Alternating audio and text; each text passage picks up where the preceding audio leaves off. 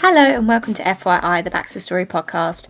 I'm Sam Wakeham, and today we're exploring the importance of hydration in the workplace, especially in high energy environments like professional kitchens. I'm joined today by George Kruis, former professional rugby player and co-founder of fourfive, a wellness brand focused on clean, effective hydration and nutrition, Lizzie Fosket, Head of Nutrition for BaxterStorey, and Stuart Aitken, our Regional Culinary Lead. Together we will discuss the science of hydration, how it affects workplace performance, and share some practical tips for staying hydrated throughout your day. Hi everyone, thank you so much for joining. George, could you tell us a little bit about yourself, fourfive, and how you transitioned from rugby to wellness? Thank you. Well, firstly, thanks for having us on. Hello to everyone listening. Yeah, so I started my journey within, sport. Maybe when I was 18, I started playing for a club called Saracens professionally. Very fortunate to have played 45 times for England, won a few trophies along the way, and really, spurred on my love for and necessity for decent quality sleep, nutrition, and hydration. And I think within that, there was, 5 years ago, created a company called fourfive, along with a player that I played with. We're a health and wellness company, and really in the last 5 years been banging the drum of decent quality wellness and largely around hydration. Thank you, George. Lizzie, would you mind just telling our listeners what it is you do at BaxterStorey and why you enjoy promoting health and wellness across the business? Thanks, Sam. It's great to be on again. I head up nutrition at BaxterStorey, get the pleasure of working across the whole of the UK and into Europe, and just really passionate about helping people make those sustainable changes that's going to have a really, really good outcome. And we know that hydration is one of those massive areas that you can do all you want with food and exercise, but if you're not properly hydrated, sort of a lot of that will go to waste. So I'm really passionate about helping all our teams across BaxterStorey and then into our customers and clients as well. And looking forward to this conversation. Thanks, Lizzie. And Stuart, would you mind introducing yourself, telling us a bit about your role as Regional Culinary Lead and why you're so passionate about promoting hydration in the kitchen and in the workplace? Hi Sam, thanks for that. Yep, so I am Stuart Aitken. I am the Regional Culinary Lead for Scotland, and so my role is to develop and look at new strategies for building the business going forward. We look at developing our chefs and putting new projects into the business. I suppose the hydration part for me is when we first started this journey, was to get the understanding about hydration and performance and how that's linked. And I think especially in kitchens, it's high paced, it's hot. And I think I'm really excited to drive this forward and get a better understanding, not just for me, but for everybody out there, our frontline teams. Yeah, okay. Thank you, Stuart. So let's go into hydration and its role with enhancing performance. Research indicates that a reduction of 1 to 2% of body water can actually lead to noticeable decline in memory, mood, and cognitive performance. And this applies not only to athletes, but everyone in performance-intensive roles, including chefs. So, George, as a former professional rugby player, how did hydration impact your training and overall performance? And can you give us some of the insights into the routines and testings that went into you maintaining your optimal hydration as well? Yeah, for sure. I think the big piece is firstly recognizing the fact that performance sport, professional sport, there has huge amount of crossovers between that and chefs within who are dealing with high pressure situations. They're dealing with knives, they're dealing with all sorts of intense sort of setups. So I think the crossover is a very apparent one. But I think also recognizing that 60% of our body and sort of 65 or 70% of our mind is made up of water. So that as a very base level, I think from us as professional athletes, we were tested every morning. We'd walk in, we'd get our urine tested for levels of hydration. If we were too dehydrated, we'd then get pulled from training for risk of increased injury, but also, that cognitive drop off between when you're very hydrated and dehydrated is significant as well. So I think from an actual practical perspective, we were tested every day, and hydration is a key factor, which I think isn't really transferred through into general population. I don't think that there's that education yet around hydration. And I feel, especially within professional sport, where there's big decisions, but also risk of injury and so on are very costly. It is a big factor in that sense. So we were tested daily, and I think with my routine, I'd very much get up, have a glass of water in the morning now, and it's still sort of followed through from professional days. And is that a standard practice being tested daily in all professional athletes? In all the teams that I've had, our urine was tested in the morning for levels of dehydration. So yeah, I think like it is probably across the board, but it's like whenever I mention that to people, like it kind of raises their eyebrows in the sense that like hydration is such a key factor. I think there's three massive things that we get told as players to get our foundation right for, you know, our physical and mental wellness. One being nutrition, one being sleep, and one being hydration. I think the first two are talked about in spades, but really the hydration element is, you know, people think that maybe having a cup of tea or something like that is staying hydrated, where actually that's a diuretic. It will make you more dehydrated. So there's a lot of pitfalls and sort of things that are, you know, marketed to us in terms of trying to make hydration a big thing, but actually probably harmful for us in the future. Thank you, George. And Lizzie, a question for you. Obviously, you work very closely with a lot of our team members across BaxterStorey. What is your perspective on why hydration is so important, not only just for athletes, but for everyone in particular in the kitchen? Yeah, no, thank you, Sam. I think I started to mention it just there, but I think we've all sort of touched on that hydration affects so many different things in the body. You know, it's whether it's, you know, flushing out waste products through the kidneys or affecting how well the brain is working and your concentration, making sure nutrients being carried around the body. Like, it does so much. So that tiny drop in hydration levels can affect so many different functions in the body. We could survive, I think, a much longer period of time without food, but if your hydration levels aren't there, that is much more of a bigger problem. So to me, that is why it's so important when it comes to our teams and anyone in the workplace, that you need to keep on top of that. And we know that we're all under, and, you know, quite high pressure jobs, so we need to do whatever we can to make sure we're on our absolute A game. The changes that we're already starting to see in the teams that are already on this journey is massive, with output and what they're reaching for. Instead of the energy drink, they're going for the water and feeling so much better. And I also think it's a bit scary, like, actually by the time you're thirsty, you're already slightly dehydrated. So it's just changing people's outlook on what hydration is and when it's time to reach for the drink. It's just something that needs to become like a daily habit, and not something that comes at sort of 2 o'clock in the afternoon because you're starting to feel a bit weary. So I think, yeah, anyone in the workplace, whether it's an athlete, a chef, someone that sat at their desk all day, just needs to make it part of their daily routine, really. Yeah, I think what you said there about the quick coffees and sugary drinks is something that's really prominent in the kitchen or in the workplace. But in the kitchen in particular, Stuart, what are you noticing about the hydration habits in the kitchen culture for chefs and their performance as well? Yeah, I suppose, you know, hydration, we're talking about hydration is key and it's crucial in any kitchen environment, really. And, you know, I think we all know, and I have, you know, everyone's talked about you have to drink so many litres of water a day and things like that. And everyone buys into that. But it wasn't until I was talking to George and Lizzie and getting more information that, like I said earlier, that linking that dehydration part to the performance of the chefs in the kitchen or in the workplace as well, you know, it's starting to understand that and how it directly impacts us. So, you know, from maintaining physical maintenance, mental clarity, which are all vital for like preparing amazing food, but doing it safely and doing it with care, you know. And we do work in heat.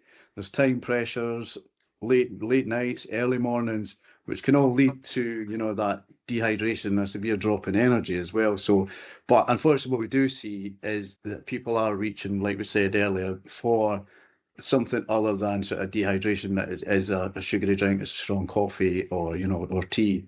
So I think that, so yeah, it's not talked about enough, is I think is what I'm trying to say there. You know, we all know we should drink water, but I think with this linking it between the performance, you know, I'm not saying we're sportsmen out there in the kitchen, but, you know, there's definitely links to the performance. Definitely. And, you know, we touched on the sugar and how that could then potentially cause energy crashes throughout the day as well.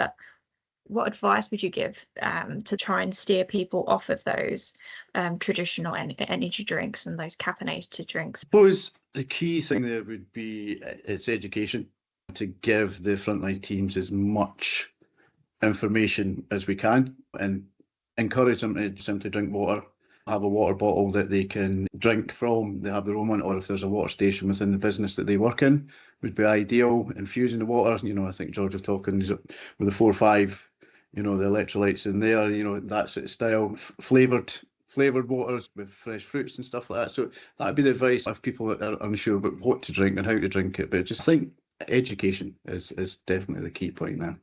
George, would you mind telling us what fourfive does in terms of the focus on natural ingredients for hydration and what kind of inspired the approach to use natural ingredients? I think from our side, and it's really in tune with everything we're talking here, is our goal is just to have people drink more water. I think it's like Stuart said, the education around the lack of sort of what people need in a day from a water perspective is huge. So our goal is to encourage more drinking of water. To do that, we've got some really tasty hydration tablets, but they are made with a cleaner profile than, you know, what you'd look at from a Monster or a Red Bull or coffee or a Lucozade. So they contain significantly less sugars. You know, they're sort of 9 calories per tab, which is nothing, but also have a stack of vitamins and also a good profile of salts and electrolytes. So when you go to sleep at night, everyone will sweat in the night. You'll sweat out salts and electrolytes. You'll also sweat out water, but just having water alone won't hydrate you as quickly or as long enough as including salts and electrolytes. So probably an analogy is if you go play, I don't know, tennis and you let your black t-shirt dry and you realize that once it's dried, it's got those like white sort of marks on. That is essentially salt and electrolytes that's like kind of come out your body when you've been sweating. So all we're trying to do is put back in a clean version of that with low calories and so on to basically, like I said, encourage people to drink more water, because we know the effects of if you don't drink water, your cognitive function is impaired, but also risk of injury and so on. So our goal is to cleanly put water back in people, basically. Thank you, George. And Lizzie, would you mind just sharing some of the health impacts that regular caffeinated drinks can have on the body? Yeah, absolutely. So I think one of the most important things to start with there is, like George touched on, the caffeinated drinks can act as a, they can dehydrate you, so have sort of the negative effect on what we want to be doing. So the important thing when you look at caffeine is making sure, like, we're all going to have majority of us will have that 1 or 2 cups of coffee a day, but always pairing that with the glass of water to stop, the negative effects taking toll as much. And caffeine, can heighten the effects of anxiety, can increase heart rate and things like that. So it's just making sure you've got that balance, that when you are having the caffeinated drinks, have the water. And we always say, like, try and don't go above that sort of 4 cups a day. And often people think tea is less caffeine, but it is because it's diluted, but actually in a concentrated effect, it kind of have more caffeine than a cup of coffee. So it's just looking at making sure you've got that balance there when you're having those drinks. And also a big tip is, with the caffeine, always have it not on an empty stomach, because that can also try and sort of lighten the effects of the caffeine. But like you say, Sam, if you're having those caffeinated drinks on a daily basis and too much of them, it can, big impact would be putting your heart under too much pressure. The bigger one here, though, is the sugary drinks we've all been touching on when it comes to the Monsters, the Red Bull, the cans of Coke. There is so much sugar in those that people aren't aware of. We're supposed to have sort of around 36 grams of sugar a day, and those drinks have a high amount of sugar in them per drink. And if you're having 2 or 3 of those a day, not only is it going to be affecting your teeth, but the risk of developing obesity or becoming overweight is really, really increased. And obviously when you're suffering with obesity or being overweight, you've got things like high blood pressure, high cholesterol, and sugar can take the big toll on your teeth, like I said. So didn't want to go too deep into that one, but they are the worst outcomes that could come from it. So if you can swap those caffeinated drinks, swap the sugary drinks to something else, you're going to have a lot better output further on. Yeah, thank you, Lizzie. I think you've sort of touched on to what my next question is for you, but it's more around the mental health aspect that dehydration can have on you. So dehydration can obviously amplify feelings of stress, irritability, and anxiety, and especially in high pressure situations like the kitchen, that can have a massive impact on the individual as well. So obviously being hydrated is really important to reduce that. Would you mind just what other kind of strategies would you encourage our team members or people in those situations to practice to try and increase hydration level as well? Yeah, I think the biggest thing for me whenever I'm looking at, things like this for our teams or anyone out there is just try and make those small sustainable changes. We're not asking you to stop drinking that Monster or to stop having your coffee during the day. We would love, our goal is that the Monster is stopped being consumed. But if you're someone that's had it on a daily basis, just try and cut that down and eventually cut it out. And I do think from the people that we've had on the 4-5 tablets already, or are trying to, increase the amount of water, just doing the small change gradually has really helped. Eventually, they actually don't like the taste of the Monster Monster or the Red Bull that they've been having. So I always think, small sustainable steps is better than one big change all at once. And it just needs to become part of your daily habits. So when you wake up in the morning, start with your glass of water, have that area at work that you go away from your station, you have some water, you come back, and then you go back to preparing the food again, and just making it a habit that's there all the time. And like Stuart said, we are very close in our business to doing the pilot of making sure everyone's got that water accessible. They've got the hydration stations, and it's just something that they do all the time rather than thinking, oh, I've not had any water, I need to go. Yeah, biggest one for me is as soon as you wake up, have that glass of water, and that's the first thing you do. Yeah. And George, as an athlete, having hydration was so important. Are there any other practices or recommendations that you would give to someone looking to boost the hydration? I think like the first thing is to recognize that it's the cheapest and most effective sort of thing to fix. Like all it is just consistencies, and that's consistency of drinking enough water in the day. It might be adding like the odd hydration tablet within there and swapping that up for a much more expensive like Lucozade or Monster or something. But yeah, to recognize that it is incredibly cheap and effective to increase productivity, reduce risk of injury, and so on. And I think I'd back up what Lizzie said is it's just a routine thing. So I would wake up in the morning and, like Liz said, have a pint of water. I would also, there's some really easy sort of cues and ways of figuring out if you're hydrated or dehydrated on a real rudimental way. If you look at the color of your urine once you're finished, if it looks like a cup of Sunny Delight, then you're definitely going to be a bit dehydrated. But like use that as there are urine charts online. It's a super easy way to check in on whether you are dehydrated or hydrated. Again, that's probably reactional, but it's still a good way to build that checking in process. But yeah, and again, I'd back up what Liz said is if you're having a cup of coffee in the morning, just recognize that is a diuretic. You probably would have been sweating at night as well. So start with a good amount of water in the day, and just anytime you're having diuretics, so teas, coffees, just back it up with the water as well. Yeah, that's a really good one, actually, the looking at your urine. When I was on holiday not long ago, I was away somewhere really, really, really hot, and they had signs on the toilet and like a urine chart. So yeah, that's a really good tip, actually. We supply our hydration tablets to about 25 different professional sports and international teams. Part of that will supply photo or posters which will sit in on the toilets, and just to check in to say, like, you want your color looking a little bit not as clear as that, but fairly translucent, and ultimately just give you a real indicator of where you're at. It's a super easy, effective way just to track what's going on. And Stuart, just to go back to the kitchen as well, are there any other recommendations that you would give just on the kitchen floor, having a water bottle? Yeah, I suppose in the kitchen, and it's quite busy, you can forget to hydrate. I think it's, but as the guys have been talking about already, it's routine. That is the key. That's a part of it. And also about understanding, again, recognising the signs of dehydration and encouraging awareness within the team. Let's say if you're talking about going and checking your urine and stuff like that. But I do encourage chefs to have their own water bottles. Take sips regularly rather than, as Lizzie said, if you're thirsty, then it's too late. Take regular drinks. Don't wait for breaks. If you just to go and have it, go to your station if you can. Setting reminders can also be good. Set it on your phone, little timers. A lot of our chefs will do a daily routine all the time. They will do certain tasks all the time, but, get that in your mindset. Take a drink after I do X, Y, and Z. I'll have a drink after. And then that just starts the routine, and that just helps them along with it. Challenge and support each other. It's in the kitchen, especially on those hectic, busy days when we all know what it's going to be. If it's in the summer or it's hot, just challenge each other. Make sure you hydrate and speak to each other. And again, just small, consistent hydration habits will make a massive difference, definitely. Yeah, I actually found a stat that in physical roles like in the kitchen, you can lose up to 2.5 litres of water an hour. That's how much we're supposed to be drinking a day. That might be a very hot kitchen, but it just made me realise how important it is that our chefs and people in the kitchen should be looking after their hydration. A tip I used to do years ago was have a reminder on my phone every hour to drink a glass of water, or you can get them water bottle, but just sometimes them little tricks can help a little bit. So yeah, going back to how hydration can impact mental health, studies show that dehydrations can heighten feelings of stress and irritability, and obviously impact your mental well-being.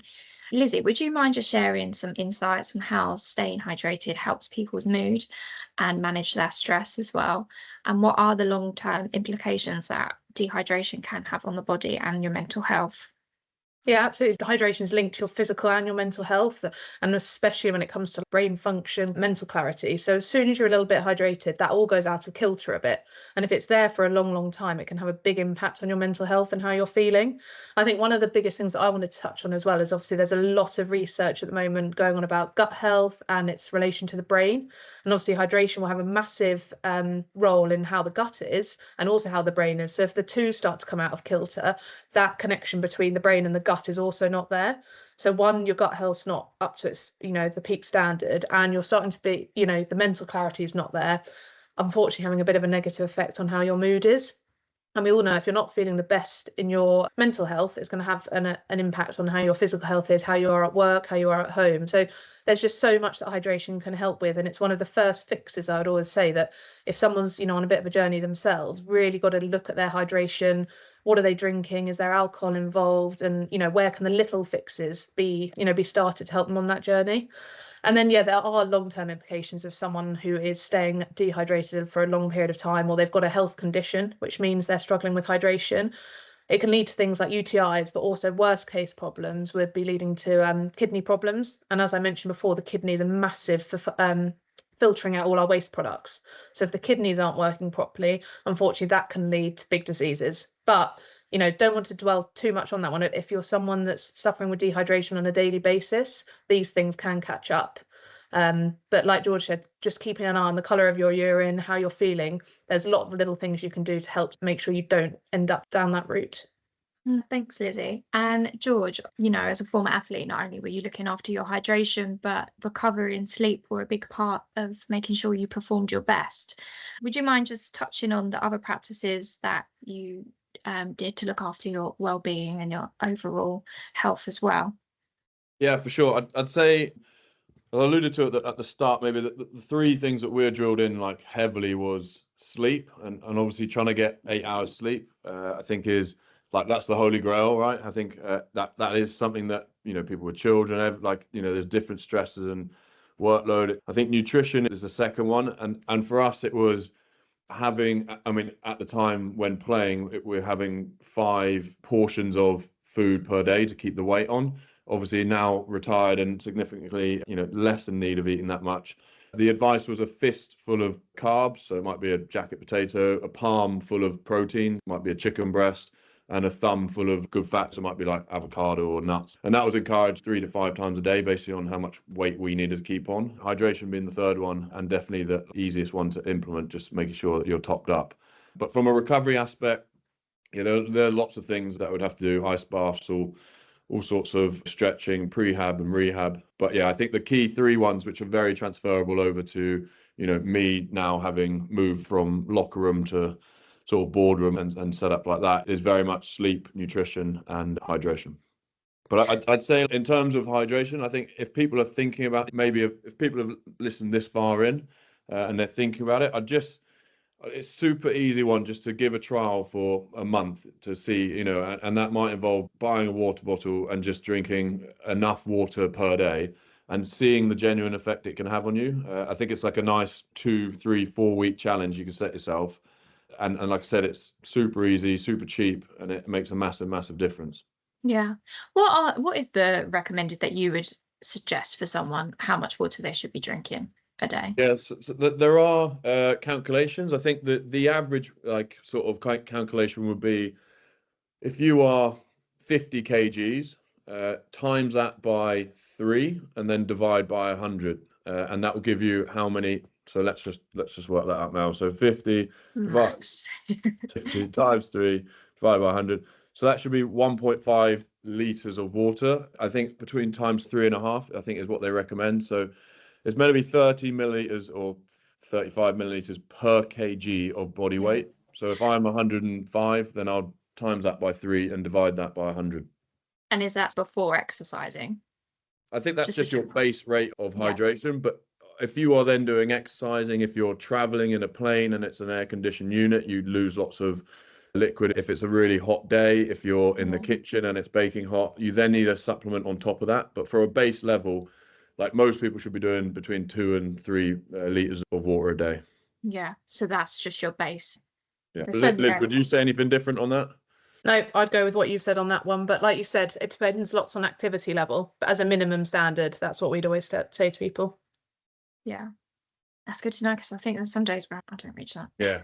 I mean, it is crazy. Like, you'll be halfway through the door the weekend and think, well, halfway through the day, I haven't had a single glass of water or anything yet. Yeah. Which is quite interesting. And then I will feel and notice that I do feel a bit crap off the back of it. So it all relates. Yeah, and I also think, people are, of the older generation, like my parents, when I go back and visit them, I'm shocked by like the little water they drink. And if you suggest, oh, have you had that pint? Oh, that's not needed. And it just so wasn't spoken about. Yeah, I think what I could actually do is talk about it personally. I am of the older generation that, hadn't drank a lot of water. And so we just, for example, we had a very high profile royal event at the start of the year. It was long shifts, long hours. And we just started this journey with George and Lizzie and the WOW group. That's when I understood a bit more about hydration. So I personally changed my habits. So I did give up I didn't give up the coffee. I changed the coffee I swapped it out for the water. Instead of going for that cup of coffee for that day and that morning. And I just kept going with the water. But most importantly, what I started doing was at the end of the shift, at night as well, I was hydrating. That was the one time you would go and, maybe grab a beer, but I was sitting or a coffee. But I was starting to hydrating at night. And honestly, by day 2, 3, I really noticed the difference in myself. I was still, I was sleep, like George said, I was sleeping because, I hadn't had caffeine all day. So I was getting a proper uninterrupted sleep. I felt energized when I came in the morning. My focus was there. This was a very high pressure event that we're doing, but I really felt the focus. I had a massive shift. And I could not believe that was just because I was hydrated. And then a lot of the teams that were there in the kitchen, after a couple of days, they started actually coming on this journey as well, because they've seen a benefit, and they heard me talking about it. Normally, don't talk to chef, he's not had his coffee yet, he's grumpy, but it was just the energy. So I think, for me personally, just the advice is, as George and Lizzie says, treat it like self-care, like your exercise, good meal, and just this hydration. So I think the tip is, obviously, drink more water. Thanks, Stuart. We're coming towards the end of this episode, so I'd like to go around to you all, and if you could all share one tip or one lifetime experience that you've had where hydration, a bit like what Stuart's just said, where hydration's has improved your mental health or your physical health, or just a tip that you've not said and it's burning and you needed to say it. So George, should we start with you? I mean, I have said it, and I'll say it again just because it's such an easy route to do. I just keep an eye on the colour of your urine and start the day with a glass of water. I think it's such an easy thing to implement, and it will have a drastic sort of impact, a positive impact on your daily well-being. Thank you, George. Lizzie? Yeah, that's probably mine has been said, but I think one big thing is probably just to mention, obviously, we're on here, me and Stuart as part of the WOW group, and that's looking at everyone's physical and mental well-being across our business, but also how we can help people out the business and everything. If you can start hydrating more, if you need to, or just keeping up, that is going to have such a big positive impact on your physical and mental well-being. And like Stuart said, we're hearing so many positive stories about people who have come on this journey with us. So if there's one change you can do, start with a glass of water, buy yourself a new water bottle, because people say they get excited by the new water bottle and it helps them keep up the hydration during the day. That's a good point. Yeah. It's like new gym kit. You get a new gym kit and you want to go out in it. Yeah. So get a new water bottle. Thanks, Lizzie. Stuart? Yeah, I think for me it's just more education, more awareness. Ask the questions, come to Lizzie or myself or George, if there is any things that you're not sure about, just reach out and we'll find the answer, and just, get awareness and drink water. I actually have one last question, and Lizzie, this may be one for you. Can foods help with hydration levels as well? No, absolutely. Great question to end on. So there are foods with really good water concentration in them. Things like cucumber, watermelon. Obviously, when you're cooking with some food, you'll increase their water content as well. So no, foods can definitely help you towards it. So yeah, Whereas, something like Stuart will know, there's different cooking methods that either will retain or lose water, but things like your juicy fruits is something that's always and something like your lettuce. People always give lettuce a bad rep, but it is one thing that you're going to get from that is some water content. Stuart, what techniques would you recommend to increase your water intake?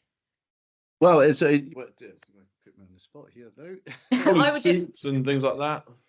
Oh, yes. Yeah. Yeah.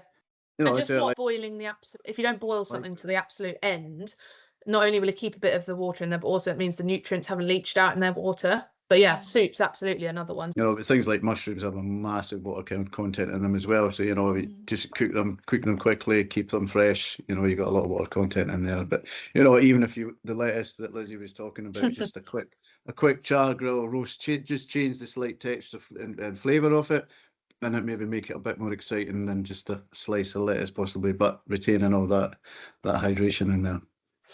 Oh, amazing. Thank you. Well, thank you all for joining this episode. And thank you to our listeners as well for listening on the importance of hydration. And see you next time.